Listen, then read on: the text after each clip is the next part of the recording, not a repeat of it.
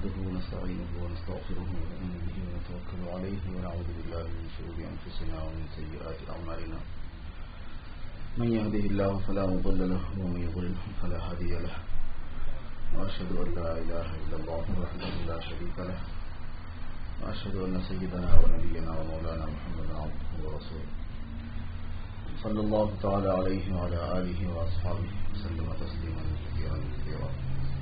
أما بعد،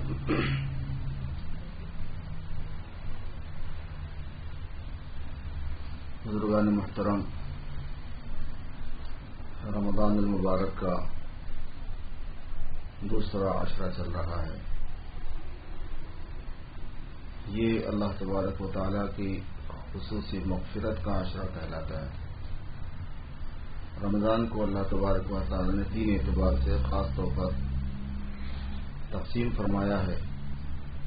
ایک حصہ اس کا خصوصی رحمت کا ہے جو پہلے عشرے میں ہے، اور دوسرا حصہ خصوصی مغفرت کا ہے جو دوسرے حصے میں ہے، اور تیسرا حصہ جہنم سے آزاد کیے جانے کا ہے، عتق من النار.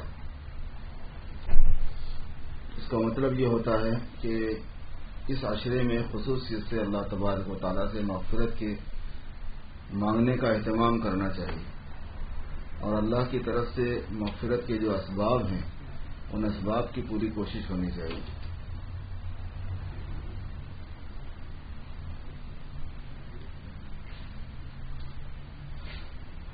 اسباب مغفرت میں ایک تو روزہ ہے کہ روزے کے اندر جس یکسوئی کے ساتھ اور اللہ تبارک و تعالیٰ کے دھیان کے ساتھ اور اللہ تبارک و تعالیٰ کی نافرمانیوں سے اپنے کو بچاتے ہوئے وقت گزارنا. روزے کی حقیقت ہے صوم، رکنا، اور رکنے کی حقیقت وہ ہے کہ جو اللہ کو ناپسند ہے ان سے رکنا. تو روزے میں ہوتا یہ ہے کہ جو اللہ تبارک و تعالیٰ کو ناپسند نہیں ہے، جائز ہے اور انسانوں کے لیے بھی جائز ہے، ان کو اللہ کی رضا کے لیے چھوڑ کے ان سے رکنا. کھانا پینا جائز چیز اللہ نے بنائی ہے، ان سے بھی رکنا ہے. تو جن چیزوں سے بغیر روزے کے بھی رکنا ہے، روزے میں تو اس سے رکنا زیادہ اہم ہو جائے گا. یعنی گناہ، نافرمانیاں، معصیت اللہ تعالیٰ کی، مخالفت اللہ کی، اللہ کے رسول کی، یہ وہ چیز ہے کہ روزے کی قید نہیں ہے اس میں. یہی وجہ ہے کہ یہ چیز رات میں بھی جائز نہیں، جبکہ روزے کا ٹائم ہی نہیں ہوتا. تو جب روزے میں جائز چیزوں سے بچنے کا ایک اہتمام اس وجہ سے ہے کہ اس میں اللہ تبارک و تعالیٰ کی عبادت کا طریقہ وہ ہے. اللہ کی عبادت 2 طرح کی ہوتی ہے. ایک وجودی، یعنی کچھ کام کرنے کے ذریعے سے عبادت کرنا، نماز پڑھنا وجودی عبادت ہے، زکوٰۃ دینا وجودی عبادت ہے، حج کرنا وجودی عبادت ہے. اور ایک عدمی ہوتی ہے جو کچھ کام نہیں کرنے کے ذریعے سے اللہ پاک کی عبادت کرنا. جیسے روزہ ہے، روزے میں ہوتا یہی ہے کہ کیا چیز؟ اچھا بتا دو، اعلان کر دو. کون سے نمبر؟ السلام علیکم. Ford Escort G843060. یہ ڈرائیوے میں پارک ہو گئی ہے، جن کی بھی ہے جائیں، ورنہ وہ ٹو والے کو بلا رہے ہیں. اچھا. اور دوسری کار Mitsubishi Montero SX820152. اچھا. تیسری ہے Honda Odyssey 7689239. 3 گاڑی. اچھا یہ نیچے اسکول میں بھی کروا دو. ڈرائیوے میں پارک نہیں کرنا ہے.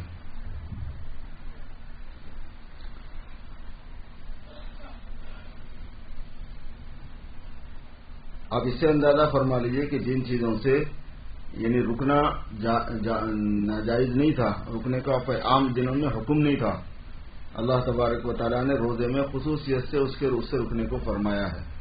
تو جو چیزیں اپنی ذات میں منع ہیں، یعنی جن سے ہر حالت میں رکنے کی تعلیم ہے، قل انما حرم ربی الفواحش ما ظہر منها وما بطن، اللہ پاک نے حرام فرمایا ہے ان تمام بے خدا بے حیائی کی باتوں کو چاہے وہ ظاہری ہوں اور چاہے وہ باطنی ہوں، نظر آنے والے ہوں یا نظر نہ آنے والے ہوں۔ تو اس لیے روزے کے اندر مغفرت کے اسباب تلاش کرنے کا مطلب یہ ہوتا ہے کہ روزے میں گناہ سے بچنا، اور گناہ سے بچنا یہ بڑی عبادت ہے نیکیوں کے کرنے کے مقابلے میں۔ فرائض اور واجبات کے علاوہ، فرائض تو فرض ہے کیونکہ اس کا چھوڑنا وہ خود ایک بہت بڑا گناہ ہو جائے گا۔ فرائض اور واجبات کے علاوہ جو عام نیکیاں ہوتے ہیں، عام حسنات ہیں، صدقات ہیں، نوافل ہے، قرآن پاک کی تلاوت ہے، ذکر ہے، تسبیح ہے، استغفار ہے، یہ جتنی نیکیاں ہوتی ہیں یہ گناہ سے بچنے کے مقابلے میں کم درجے کی ہوتی ہیں۔ گناہ سے بچنا اس سے بڑے درجے کی چیز ہوتی ہے، اور اگر گناہ سے بچنے کا اہتمام نہیں ہوا تو جو نیکیاں کی گئی تھیں ان پر بھی منفی اثر پڑتا ہے، ان کے بھی ضائع ہو جانے کا اندیشہ ہوتا ہے، بلکہ اکثر ضائع ہو جاتی ہیں۔ اسی لیے حضور پاک صلی اللہ علیہ وسلم نے یہ فرمایا ہے کہ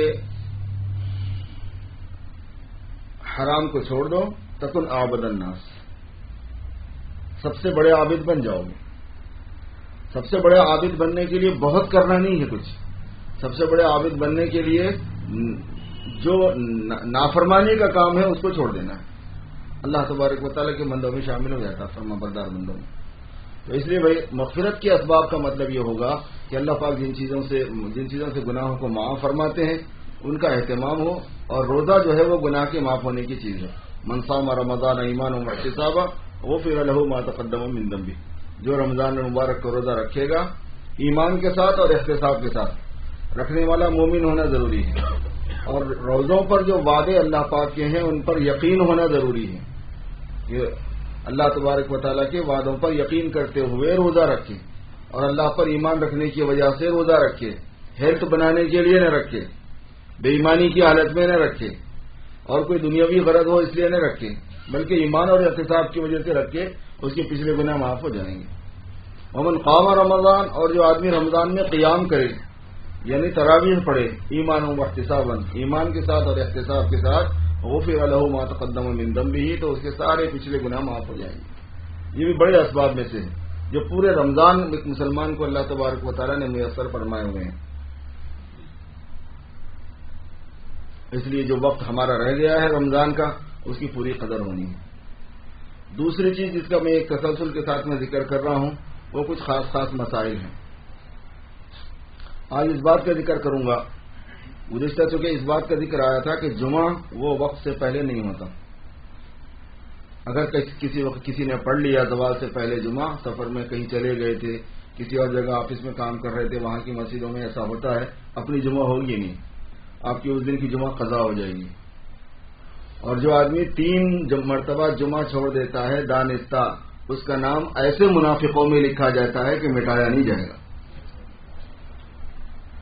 تو اس بات کا اہتمام ہو کہ جو وقت ہے نماز کا، قرآن پاک میں ہے کہ ہر نماز اپنے وقت کے ساتھ مقرر ہے، لہذا یہ ظہر کے وقت میں ہے، ظہر سے پہلے کے وقت میں جمعہ نہیں ہے۔ ایک بات یہ ذہن میں رکھنے کی تھی جس کا ذکر گزشتہ تھوڑی سی دلیل کے ساتھ میں آیا تھا۔ آج یہ عرض کرنا ہے کہ یہ جو ہمارے ہاں جمعہ کے دن اہتمام ہوتا ہے عربی میں خطبہ دینے کا، یہ بھی مسئلے کی وجہ سے ہوتا ہے۔ کوئی کام اگر کرنا ہو تو اس کا ثبوت چاہیے، نہ اس کو پوچھا جاتا ہے کہ بھئی یہ کام کیوں کرنا۔ لیکن جب آدمی کو نفس پرستی کرنی ہوتی ہے نا، تو جب کوئی دوسرا کام کر رہا ہو جو اس کے منشے کے خلاف ہے تو وہ ثبوت مانگتا ہے، وہ خود کر رہا ہو وہ ثبوت نہیں مانگتا، بلکہ وہ خود ہی چلا دیتا ہے۔ اور یہ پوچھنا چاہیے تھا نا کہ بھائی اگر جمعہ کا خطبہ عربی زبان کے علاوہ دوسری زبان میں دینا ہے تو اس کا پروف کیا ہے، اس کا ثبوت کیا ہے، پوچھنا چاہیے تھا نا۔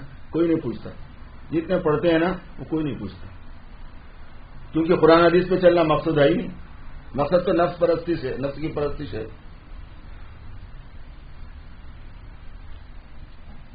کہیں ایک مرتبہ بھی ثابت نہیں ہے کہ کہیں اس طرح کی بات کی گئی ہو کہ جس میں جمعہ کے دن کسی اور زبان کو استعمال کرنے کی اجازت ہو جمعہ کے خطبے میں۔ اس کی دلیل اصل میں یہ ہوتی ہے کہ باوجود ضرورت پیش آنے کے اور باوجود زبان جاننے کے،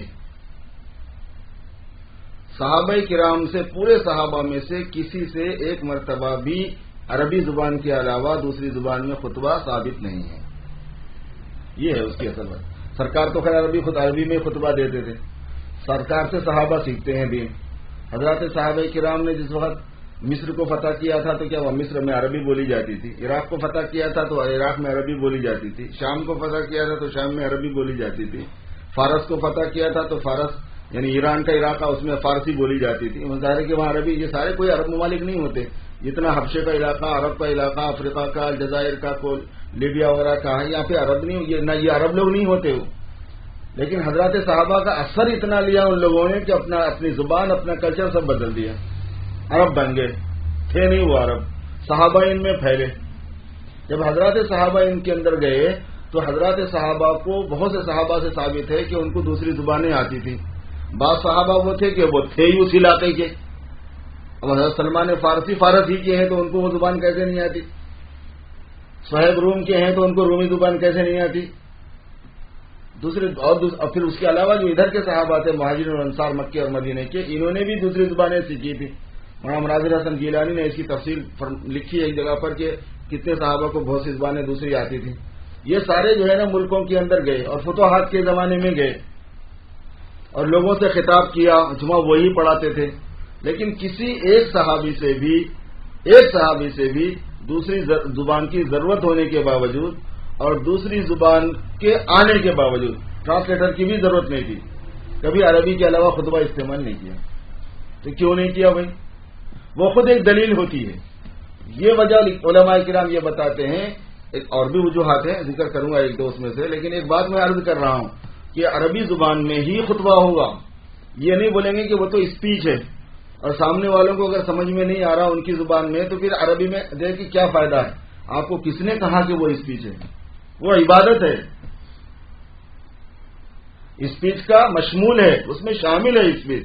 لیکن وہ ہماری 2 رکعت کا حصہ ہے. وہ ظہر میں جو ہم 4 رکعت پڑھتے تھے، 2 رکعت خطبے کی جگہ پر ہیں، 2 رکعت کی جگہ پر 2 رکعت نماز ہے اور 2 رکعت خطبے کا متبادل کے طور پر ہے. اور یہ جو جمعہ کی نماز 2 رکعت ہے، یہ ناقص اور عادی نہیں ہے، یہ بھی تمام ہے، یہ پوری مکمل ہے. لیکن اس کو مکمل الگ رکھا گیا ہے، خطبے کو مکمل الگ رکھا گیا ہے 2 رکعت کے آلٹرنیٹ کے طور پر. اسی لیے قرآن پاک میں اس کو ذکر اللہ کہا گیا ہے. اذا نودی للصلاۃ من یوم الجمعہ فاسعوا الی ذکر اللہ. اللہ کے ذکر کی طرف چلو. اور اس کی تفسیر عام مفسرین خطبے سے کرتے ہیں. اگر کوئی آدمی خطبے پہ آ کے ذکر نہ کرے، خالی اسپیچ دے دے، خطبہ نہیں ہوتا.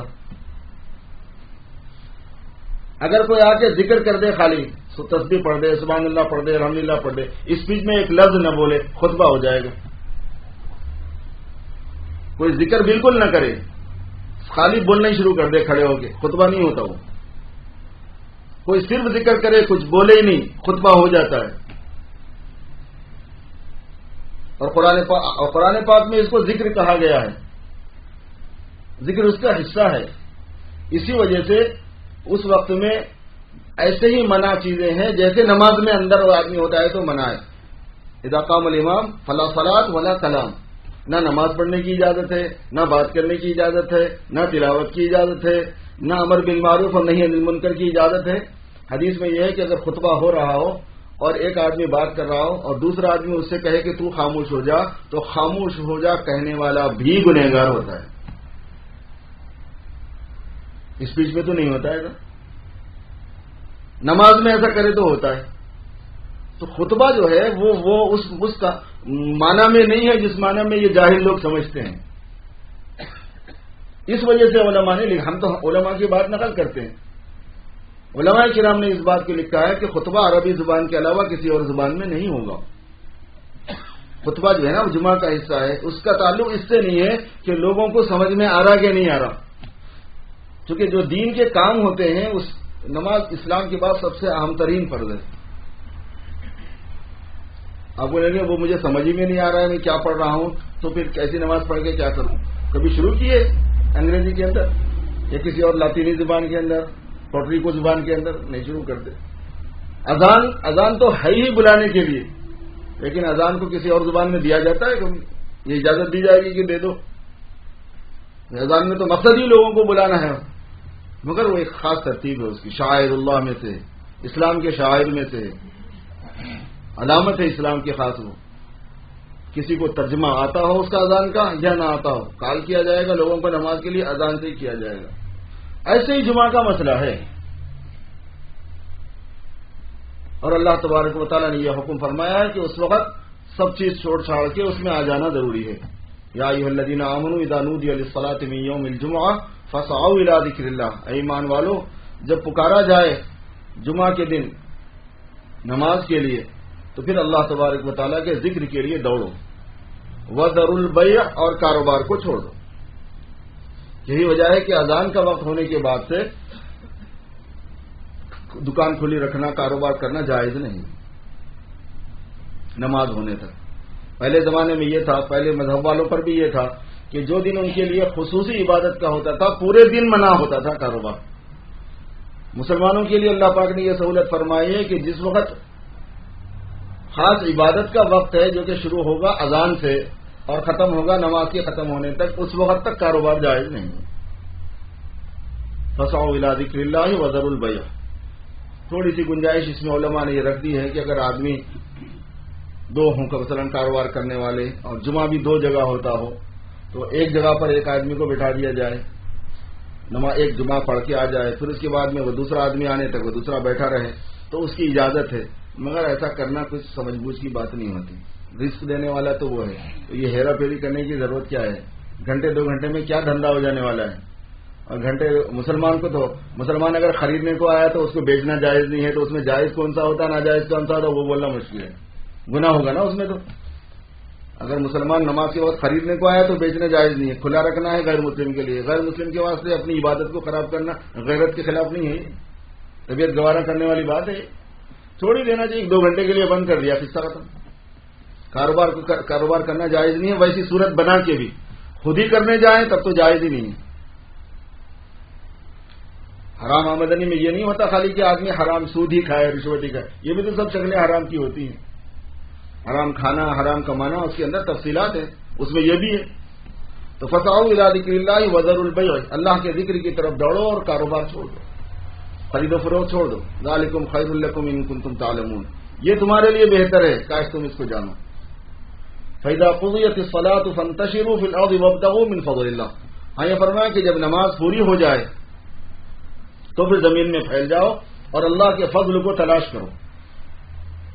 اور اکثر مفسرین فضل کو تلاش کرنے سے مراد کاروبار کرنا اور خرید و فروخت کرنا ہی فرماتے ہیں۔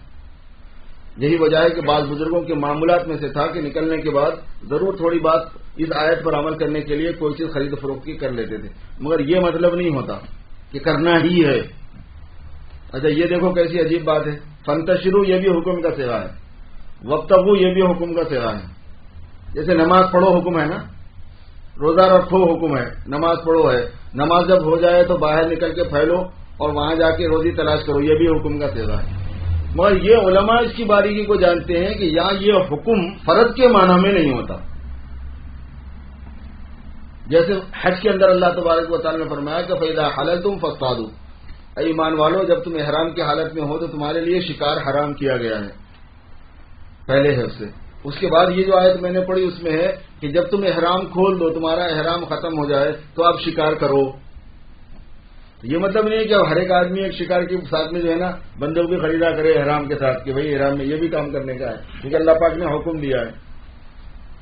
مطلب یہ ہے کہ اب اگر کرنا چاہو تو کرو، یہ تو کرنا چاہو یہ لکھا ہوا نہیں ہوتا، یہ صرف اس بات کو بتانے کے لیے ہے کہ جو پابندی تم پر حالت احرام میں آئی تھی وہ پابندی ختم کر دی گئی ہے۔ ایسے جمعہ کے مسئلے میں بھی یہاں یہ ہے کہ جو جمعہ کی اذان سے پابندی تم پر عائد کی گئی تھی، جمعہ کی نماز کے ختم ہو جانے کے بعد میں وہ پابندی برخاست کی جا رہی ہے۔ اس لیے اب اگر پھیلنا چاہو زمین میں تو پھیلو، نہیں پھیلنا چاہتے بیٹھ کے عبادت کرنا چاہتے اور رمضان کے دن ہے ٹھیک ہے اثر تک قرآن پاک پڑھتے رہو، حدیث آیت کی خلاف ورزی نہیں ہے اس میں، اور پھیلو بھی اور اس کے ساتھ اللہ تبارک و تعالیٰ کی روزی کو تلاش بھی کرو۔ فَإِذَا قُضِيَتِ الصَّلَاةُ فَانتَشِرُوا فِي الْأَرْضِ وَابْتَغُوا مِنْ فَضْلِ اللَّهِ وَاذْكُرُوا اللَّهَ كَثِيرًا لَعَلَّكُمْ تُفْلِحُونَ۔ اور یہ نہیں ہے کہ جمعہ کی نماز پڑھ کے باہر چلے گئے اللہ کی روزی تلاش کرنے میں، اللہ کے فضل کو تلاش کرنے میں اور فارغ ہو گئے، نہیں، ذکر کرنا اللہ تبارک و تعالیٰ کا وہاں تمہارے ذمہ ہے۔ باقی کثرت ذکر جو ہے یہ اس پر نہیں ہے کہ جب آپ مسجد میں آؤ تو کرو، کثرت ذکر اس پر اللہ تبارک و تعالیٰ کی طرف سے ذکر میں یہ بات ہے کہ کاروبار وغیرہ میں تو خصوصیت سے ذکر کرتے رہنا ہے، اور حضرات صحابہ رضی اللہ عنہم اجمعین کی تعریف کی گئی ہے باضابطہ، فضائل میں یہ بات بیان کی گئی کہ ان کی خصوصیت یہ ہے کہ ان کو لا تلہیہم تجارت ولا بیع عن ذکر اللہ، تجارت اور کاروبار اور ملازمت، خرید و فروخت، یہ اللہ کے ذکر سے غافل نہیں کرتی ان کو. اس لیے یہاں پر بھی فرمایا کہ وذکروا اللہ، اللہ کی روزی کو تلاش کرنے کے دوران، نوکری کرنے کے دوران زبان تو ذکر میں رہ سکتی ہے، اس وجہ سے آدمی اس وقت بھی کثرت سے ذکر کرتا رہے. بعض کام ایسے ہو سکتے ہیں کہ جس میں آدمی کو زبان ہی استعمال کرنا ہے، کوئی ٹیلی فون آپریٹر ہی ہے مثال کے طور پر، ریسپشن پہ بیٹھا ہوا ہے مثال کے طور پر، نوکری اس کی ایسی ہے کہ اس میں بک بک بک بک کرنا ہی ہے، تو اس وقت میں اس کا ذکر وہ بک بک کرنا ہی ہے. یہ بھی لکھا ہے علماء نے. ایک آدمی امرود لے لو کا ٹھوکرا لے کے کھڑا ہوا ہے، ریڈی لے کے کھڑا ہوا ہے، تو صبح سے شام تک امرود لے لو پکارنا اس کے لیے غفلت نہیں ہے اور اس کے لیے منع نہیں ہے وہ چیز. اور علماء نے لکھا ہے کہ اس کے دل میں اس سے کبھی ظلمت نہیں آئے گی. دو بات غفلت کے بولے ظلمت آ جائے گی اس کے دل میں، لیکن خرید و فروخت کے لیے بولے گا تو نہیں ہے. کچھ کام ایسے ہوتے ہیں کہ اگر اس میں بولنا ہی وظیفے کا حصہ ہے، نوکری کا حصہ ہے، تو وہ بولنے کا کام کرے. نہیں تو یہ ہے عموماً ان جنرل کہ اس کو اللہ تبارک و تعالیٰ کا ذکر کثرت سے کرنا ہوگا. وَاذْكُرُوا اللَّهَ كَثِيرًا لَعَلَّكُمْ تُفْلِحُونَ. 25 ہو گئے. جنہوں نے سنتیں نہیں پڑھی وہ سنتیں پڑھ لی.